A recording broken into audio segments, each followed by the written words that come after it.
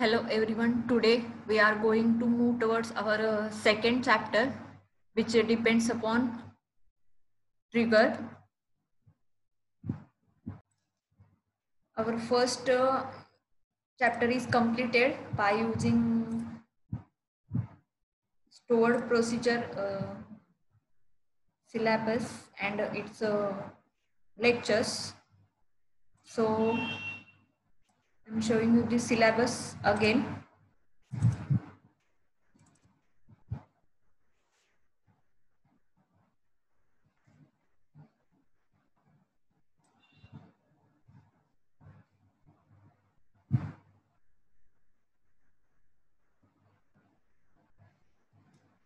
So see here our this syllabus stored procedures, types and benefits of stored procedure, creating stored procedures, executing stored procedures, altering stored procedures, and viewing stored procedures. All these points are completed. Then we are going to move towards our next chapter, which is triggers. In that chapter, you are going to study about concept of triggers, implementing triggers, that means creating triggers just like insert, delete and update triggers, then nested triggers, viewing, deleting and modifying triggers, and enforcing data integrity through triggers. Okay, these points are depends upon the concept of trigger. So let's move towards the second chapter, which is going on triggers. So I'm sharing the PPT of the second chapter, which is trigger.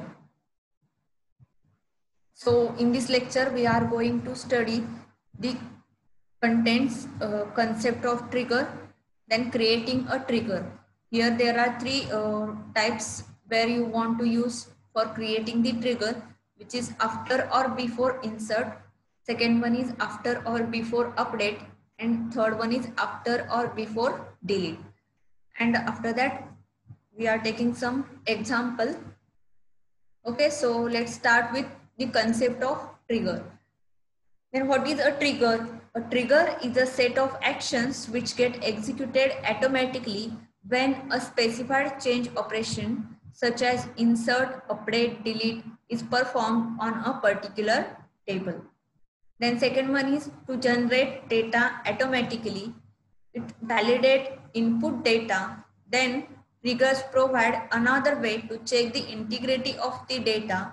Then by using triggers, you don't have to wait for the scheduled events to run because the triggers are invoked automatically before or after a change is made to the data in a table.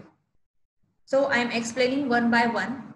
First of all, a trigger is a set of action which get executed automatically when a specified change operation such as insert, update, delete is performed on a particular table.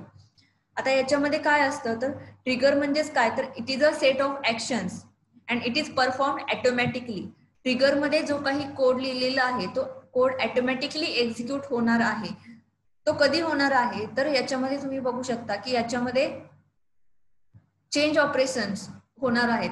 मग ते change operations कोणते आहेत तर insert, update, delete हे particular operations किंवा statements जेव्हा execute होतील त्याच्यानंतर किंवा त्याच्या अगोदर, दॅट मीन्स आफ्टर और बिफोर, हे दोन त्याच्यामध्ये कन्सेप्ट आहेत की insert, update, delete query execute झाल्यानंतर किंवा एक्झिक्यूट होण्यापूर्वी त्याच्यामध्ये जे काही ऍक्शन आहे ती ऍक्शन प्ले केली जाणार आहे आणि ती ऍक्शन म्हणजेच काय तर ट्रिगर. आणि जर सिस्टीम मध्ये जर ट्रिगर क्रिएट करून ठेवलेला असेल तर त्याच्यामध्ये जेव्हा तुम्ही त्या पर्टिक्युलर टेबलवरती इन्सर्ट, अपडेट किंवा डिलीट क्वेरी एक्झिक्यूट कराल त्या क्वेरीच्या बिफोर किंवा आफ्टर एक्झिक्युशन हा ट्रिगर काय होणार आहे तर एक्झिक्यूट होणार आहे. आणि याच्यामध्ये तुम्हाला ट्रिगर हा परत परत एक्झिक्यूट करण्याची गरज नाहीये. तुम्ही एकदा जर ट्रिगर क्रिएट करून ठेवलात आणि त्याच्यानंतर तुम्ही कितीही वेळा इन्सर्ट क्वेरी यूज करा, अपडेट क्वेरी यूज करा किंवा डिलीट क्वेरी यूज करा, जशी नॉर्मल तुम्ही करता त्या टाईपमध्ये एखाद्या पर्टिक्युलर टेबलवरती इन्सर्ट, अपडेट किंवा डिलीट ही जर क्वेरी यूज केलीत आणि त्याच्यावरती जर सिस्टीम मध्ये एखादा ट्रिगर क्रिएट करून ठेवलेला असेल तर तो ट्रिगर ऑटोमॅटिकली काय होतो तर एक्झिक्यूट होतो आणि त्या ट्रिगर मध्ये जी काही ऍक्शन असते ती ऍक्शन त्या पर्टिक्युलर टेबलवरती ऑटोमॅटिकली अप्लाय होते, ती आपल्याला परत परत करावी लागत नाही. त्यामुळे काय होतं तर सपोज एखाद्या टेबलमध्ये डेटा इन्सर्शन असेल, म्हणजे डेटा प्रत्येक वेळी इन्सर्ट करायचा असेल, सपोज 5 रेकॉर्ड्स ऑलरेडी एका टेबलमध्ये आहेत आणि त्याच्यानंतर दुसऱ्या एखाद्या युजरनी येऊन, म्हणजे सपोज एखादं ऑर्गनायझेशन असेल आणि त्यांच्या डेटाबेसमध्ये एखादा टेबल असेल आणि त्याच्यामध्ये ऑलरेडी 5 रेकॉर्ड्स आहेत, तर एखाद्या एम्प्लॉईने येऊन त्या टेबलमध्ये जर अजून 10 रेकॉर्ड्स इन्सर्ट केले तर ते 10 रेकॉर्ड्स त्या पर्टिक्युलर ऍक्शन मधून जाणार आहे, जी ऍक्शन त्या ट्रिगर मध्ये सेव्ह केलेली आहे. आणि त्यामुळे जो काही डेटा इन्सर्ट होईल त्या टेबलमध्ये तो त्या ऍक्शन थ्रू गेल्यामुळे त्या ऍक्शन मध्ये जे काही कोड लिहिलेला आहे तो कोड तिथे परफॉर्म होणार आहे. म्हणजे सपोज डेटा चेंजिंगचा असेल किंवा अपडेशनचा असेल तर तो ती ऍक्शन परफॉर्म करून तो त्या टेबलमध्ये सेव्ह होणार आहे. Then the trigger is used to generate data automatically. When using trigger, then data is automatically generated and it is inserted into the particular table. Then triggers are also used to validate the input data. That means it is used for the validation of the particular data which is inserted into the table. For example, there is an employee table and when suppose one of the employee has the salary 20,000 and it is going to increase up to 30,000, and when the record is inserted into the particular employee table and where there is a trigger which contains the code, the employee which has salary less than 20,000, then it will set to the 30,000, then it is automatically inserted into that particular employee table as a 30,000 salary without using any update query. It is automatically executed when record is inserted into that particular employee table. Then triggers provide another way to check the integrity of the data. That means accuracy of the data is checked by using the concept of trigger. Then by using triggers, you don't have to wait for the scheduled events to run because the triggers are invoked automatically. That means triggers are just like a scheduling events. Just like we create the schedules and after that we follow that schedules. Just like that, triggers are working. Triggers are executed automatically when they are created into the particular database, and it is executed only before and after a change is made to the particular data in a table. This is the concept of trigger. म्हणजे याच्यामध्ये हे याच्यासारखं आहे, म्हणजे याच्यामध्ये बॅकग्राऊंडला हे concept राहून जाते की ट्रिगर जेव्हा तुम्ही एखाद्या टेबलवरती इन्सर्ट अपडेट डिलीट ही कमांड एक्झिक्यूट कराल त्यावेळेस ऑटोमॅटिकली हा ट्रिगर एक्झिक्यूट होतो. याच्यामध्ये असं नाही की तुम्हाला ट्रिगर क्रिएट करणं गरजेचं आहे. जर तुम्हाला हवं असेल तर तुम्ही करू शकता, अदरवाईज त्याचा नाही यूज केला तरी चालतो. पण जे काही मोठमोठे डेटाबेस असतात त्याच्यामध्ये एखाद्या पर्टिक्युलर टेबलमध्ये डेटा इन्सर्ट करताना त्याच्यावरती काही फिल्टर्स लावायचे असतील तर ते फिल्टर्स लावण्यासाठी किंवा फिल्टर्स यूज करण्यासाठी याच्यामध्ये ट्रिगरचा यूज होऊ शकतो. Then next point is creating a trigger. Then how to create the trigger? Before that, you understand what are the basic concepts that are used in creating a trigger. When we are going to create a trigger in database, then each trigger requires the following things.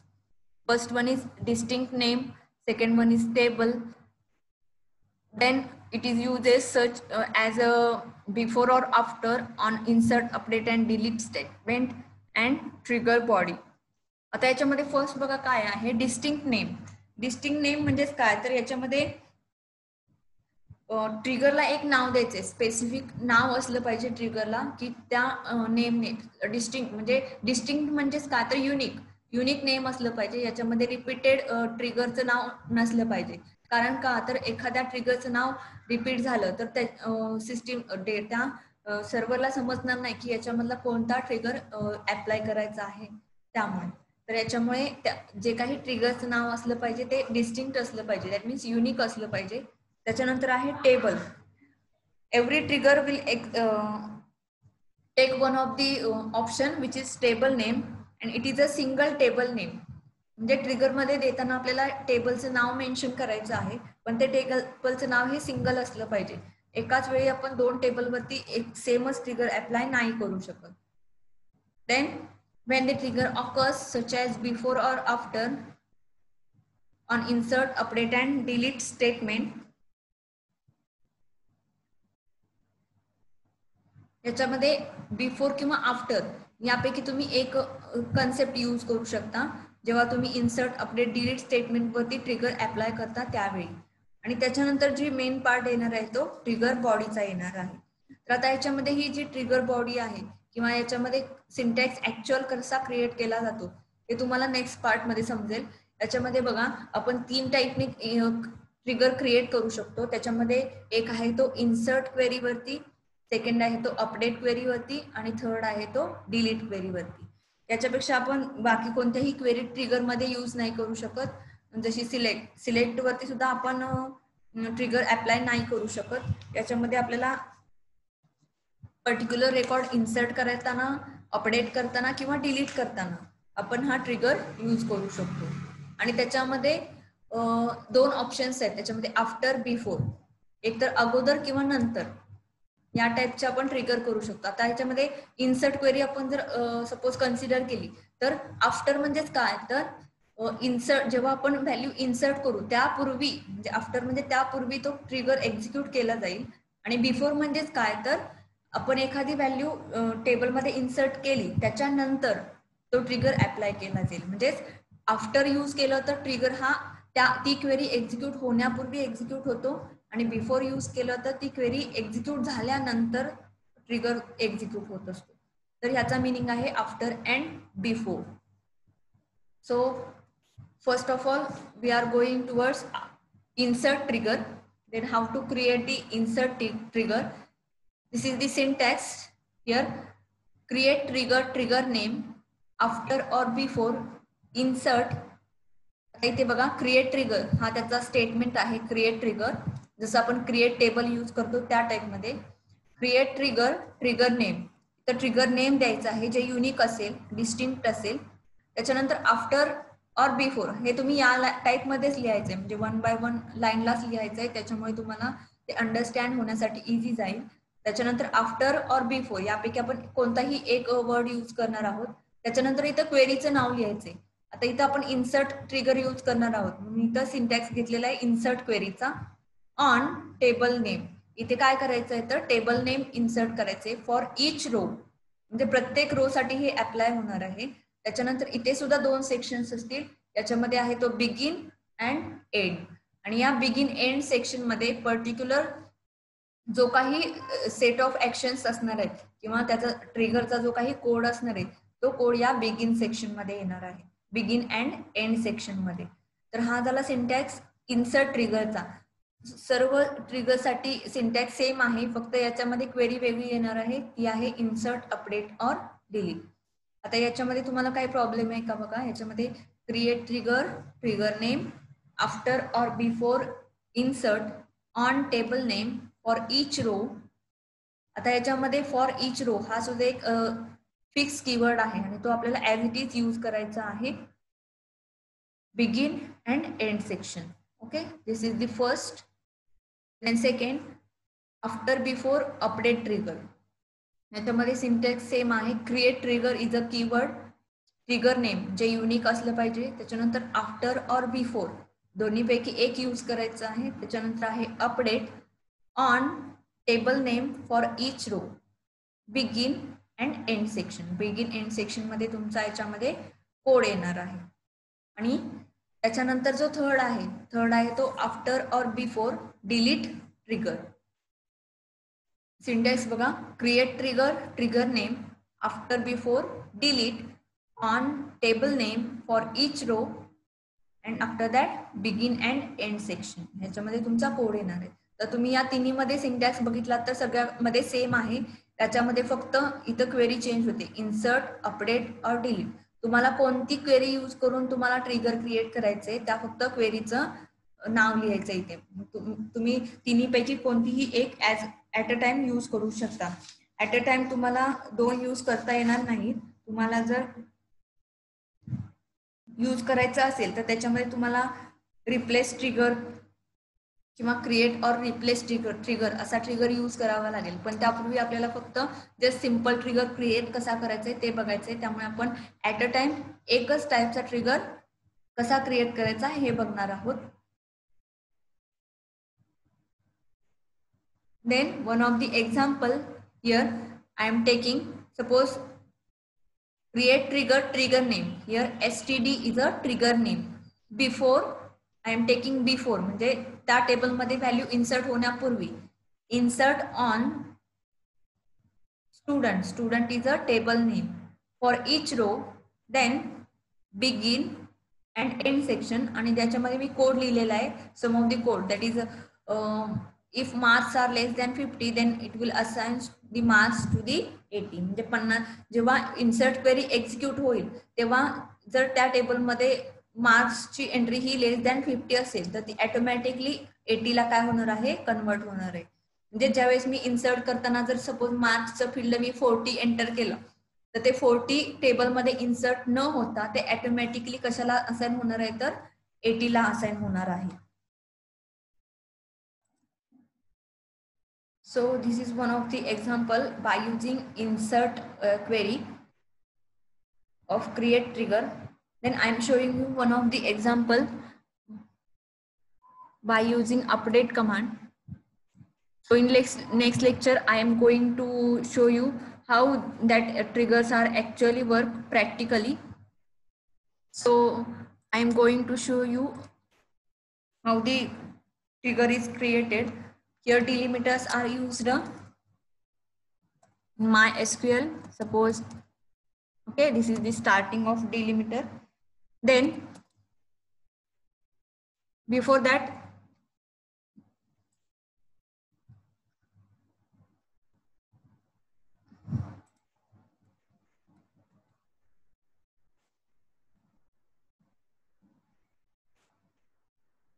suppose we take one of the table,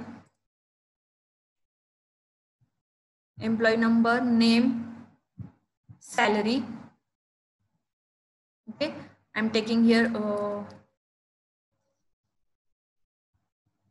name and salary. Okay, इथे मी 3 fields घेतलेले आहेत, employee number, name and salary. Okay, आणि याच्यामध्ये मी records for example consider केलेले आहेत.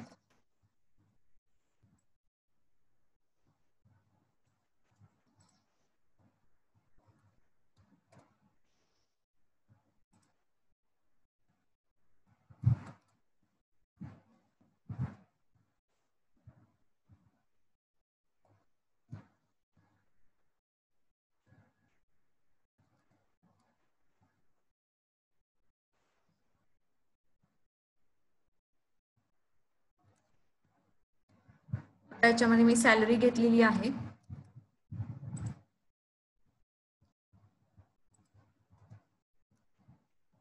Okay, हा जर याच्यामध्ये टेबल कन्सिडर केला, आता मला याच्यामध्ये काय करायचंय की याच्यामध्ये आता हे ऑलरेडी आहेत आणि ह्याच्यामध्ये जर मी अपडेट क्वेरी एक्झिक्यूट केली, आता तुम्हाला इन्सर्ट, अपडेट आणि डिलीट क्वेरी काय आहेत हे तुम्ही डेटाबेस सिस्टीम्स मध्ये शिकलेले आहात फर्स्ट सेमिस्टरला. तुम्हाला जर त्या रिवाइज करायचं असतील तर तुम्ही एक्झिक्यूट करून बघा त्या क्वेरीज, त्याच्यानंतर तुम्हाला ते परत रिवाइज होईल.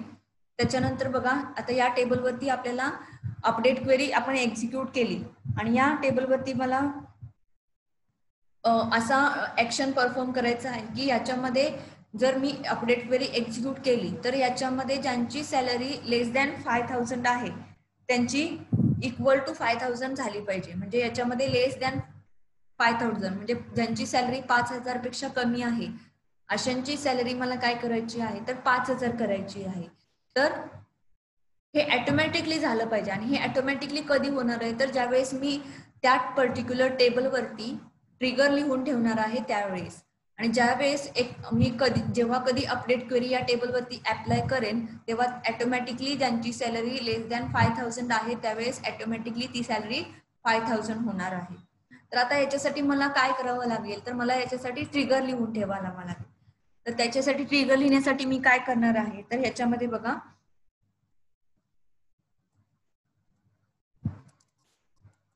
क्रिएट ट्रिगर हा कीवर्ड आहे.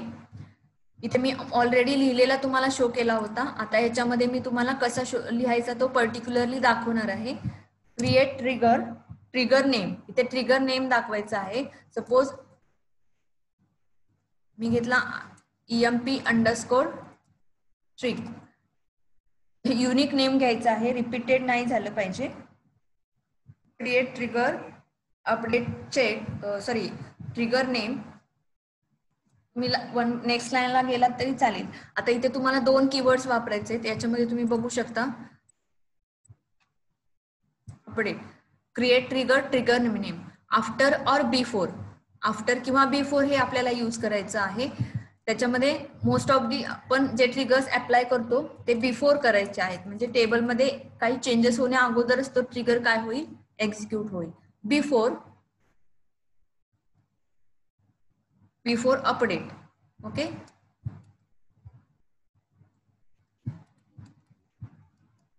Before update. पण अपडेट अपडेट क्वेरी वरती ट्रिगर यूज करतोय. अपडेट ऑन टेबल नेम, इथं टेबल नेम मेन्शन करायचं आहे. एम्प्लॉई, त्याच्यानंतर बघा after before update on table name for each row. Okay, तुम्ही हे स्मॉल लेटर मध्ये यूज केलं तरी चालेल, असं नाही की कॅपिटल लेटर मध्ये लिहायला पाहिजे. फॉर इच रो, त्याच्यानंतर बघा for each row begin and end section. Begin and end section मध्ये आपल्याला ऍक्च्युअल कोड लिहायचा आहे. याच्यामध्ये बघा बिगिन, त्याच्यानंतर मला काय लिहायचं आहे तर ऍक्च्युअल कोड लिहायचा आहे. जसं आपण इफ स्टेटमेंट यूज करतो त्याच्यामध्ये तेच यूज करायचं आहे स्टेटमेंट. आता याच्यामध्ये बघा तुम्हाला एक न्यू कीवर्ड यूज करावा लागेल, जे स्टेटमेंट तुम्ही तर बिगिन सेक्शन मध्ये लिहिणार असाल. आता या याच्यामध्ये सुद्धा तुम्ही एक्झाम्पल बघा. या एक्झाम्पल मध्ये इथं मी मार्क्स हा कॉलम आहे, पण त्याच्यामध्ये मी मार्क्स हे काय लिहिलेलं आहे तर कॅपिटल मध्ये लिहिलेलं आहे. न्यू हा कीवर्ड लिहिलेला आहे. न्यू का तर याच्यामध्ये सेट होणार आहे, न्यू व्हॅल्यू सेट होणार आहे. त्यामुळे आपण इथे न्यू हा इथे आपल्याला त्याचं कॉम्बिनेशन यूज करायचं आहे. तर याच्यामध्ये मी लिहिणार आहे new dot. For example column name is here small letters, that is salary. That new, हे जे टेबलमध्ये कॉलम नेम असेल तेच कॉलम नेम आपल्याला इथे यूज करायचं आहे. That is salary. आता मी काय सांगितलं की याच्यामध्ये ज्यांची सॅलरी लेस दॅन 5000 आहे त्यांची सॅलरी काय करायची आहे मला,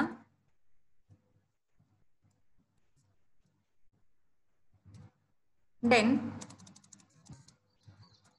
काय सेट झालं पाहिजे तर ज्यांची सॅलरी लेस दॅन 5000 आहे त्यांची सॅलरी, इथे dot is must given between new and the particular column name. So new dot salary is equal to 5000. Okay, and after that you give the semicolon, or you suppose you want to give another statement in the new, then you can use, after that give the semicolon, then use the end if statement that is used to end the if block, end if, and after that end the begin section and delimiter. After that, when the update query is executed on the particular employee table, then the salary is automatically assigned to that particular value which is less than 5000, which is going towards is equal to 5000. म्हणजे याच्यामध्ये ज्यांची salary जर 5000 पेक्षा कमी असेल ती automatically salary ही 5000 ला assign होणार आहे. ओके, ही झाली अपडेट क्वेरी. ओके, आणि त्याच्यानंतर जो नेक्स्ट पार्ट येतो तो डिलीट क्वेरीचा येतो. की डिलीट क्वेरी कधी यूज केली जाते तर याच्यामध्ये सपोज एखादं टेबल असेल आणि त्याच्यावरती जर आपण डिलीट क्वेरी एक्झिक्यूट केली, डिलीट ट्रिगर आपण जर एक्झिक्यूट केला, तर त्याच्यामध्ये जेव्हा आपण एक डिलीट क्वेरी एक्झिक्यूट केली त्याच्यानंतर जो काही ट्रिगर असेल तो अप्लाय होणार आहे अगोदर किंवा नंतर. तर याच्यामध्ये जर आपल्याला एक्झाम्पल बघायचं असेल तर त्याच्यामध्ये आपण असं करू शकतो की याच्यामध्ये आफ्टर ट्रिगर आपण यूज करू शकतो, आफ्टर डिलीट. म्हणजे सपोज एखादं टेबलमधून आपण एखादा रेकॉर्ड डिलीट केला, तर डिलीट केल्यानंतर त्याच्यावरती काहीतरी ऍक्शन झाली पाहिजे. सपोज एखादा टेबल असेल आणि त्या टेबलमधून एखादं रेकॉर्ड डिलीट केलं, तर ते डिलीट झाल्यानंतर, म्हणजे बिफोर नको आहे आपल्याला, टेबल डिलीट व्हायच्या अगोदर नको आहे, मला नंतर हवंय, तर मी त्या टेबल मधला रेकॉर्ड डिलीट झाल्यानंतर म्हणजे आफ्टर काय झालं पाहिजे, तर ते जे काही रेकॉर्ड आहे ते एका पर्टिक्युलर दुसऱ्या टेबलमध्ये जाऊन काय झालं पाहिजे, स्टोअर झालं पाहिजे. तर डिलीट आफ्टर डिलीट असा मी ट्रिगर क्रिएट केला, तर तो जर डिलीट क्वेरी एक्झिक्यूट झाल्यानंतर ते पर्टिक्युलर रेकॉर्ड दुसऱ्या टेबलमध्ये जाऊन काय होणार आहे, ऑटोमॅटिकली त्या टेबलमध्ये जाऊन स्टोअर होणार आहे, जो सेकंड टेबल असेल त्यामध्ये. तर यावेळेस त्याचा यूज काय होऊ शकतो, तर एखाद्या वेळेस तुमच्या सिस्टीम मधून त्या पर्टिक्युलर डेटा चुकून डिलीट झालेला असेल किंवा एखादं रेकॉर्ड चुकून डिलीट झालेलं असेल, तर ते तुम्हाला त्या दुसऱ्या टेबल मधून काय करून घेता येऊ शकतं, रिट्राय करून घेता येऊ शकतो. हा सुद्धा तुम्हाला डिलीट ट्रिगरचा यूज होऊ शकतो. तर या टाइप मध्ये आपल्याला हे ट्रिगर्स कसे यूज करायचे आहेत ते बघायचं आहे. आपण प्रॅक्टिकली नेक्स्ट लेक्चरला बघणार आहोत की याच्यामध्ये हा ट्रिगर कसा यूज केला जातो आणि कसा एक्झिक्यूट होतो ते. So there is any problem related to the concept of trigger, then you say me about the particular points that you cannot understand. So this is the points we are going to cover in today's lecture, covering here actually concept of trigger, creating trigger, and one of the example of that particular trigger. Here insert trigger, update trigger, and delete trigger. And this is the example. Then I am going to run this program on WAMP server by using MySQL. So okay, thank you.